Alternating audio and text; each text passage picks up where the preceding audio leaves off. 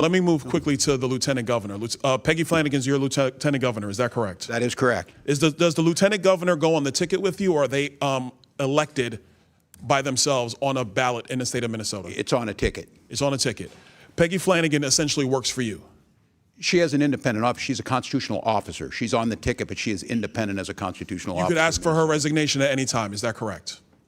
That's typically how it works with lieutenant governors. Yeah, but she's a constitutional officer. I don't believe that's happened in Minnesota.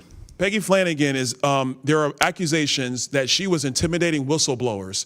There was a meeting on April 12th of 2024 where she went on stage and publicly denounced whistleblowers in the state of Minnesota, calling them losers in their mother's basements. Is this the type of treatment that your administration allows for whistleblowers in Minnesota? I'm not familiar with that. Are you aware of any intimidation of whistleblowers in the state of Minnesota? No, there are 30 whistleblowers who have given letters to this committee on the record saying that they have been subject to intimidation by your administration because they were trying to stop the fraud in Minnesota. I encourage them to go to the OLA and the independent sources in Minnesota that are the OLA. You're the governor. No, the OLA is the independent. But sir, you're the governor. Auditor. Why don't you take responsibility for what's going on in your state? We do take responsibility. None of those people. I'm telling you, I have no knowledge. But you lost billions of dollars of American taxpayer money in the process, Governor Walz.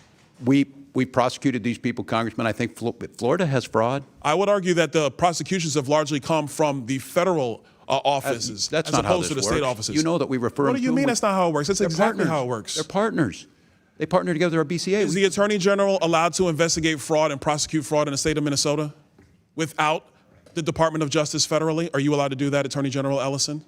Yes, and we do prosecute Medicaid. Yes, and we do prosecute Medicaid fraud all the time. We've prosecuted over 300 people. Apparently not enough, because Minnesota's rife with it. I yield back.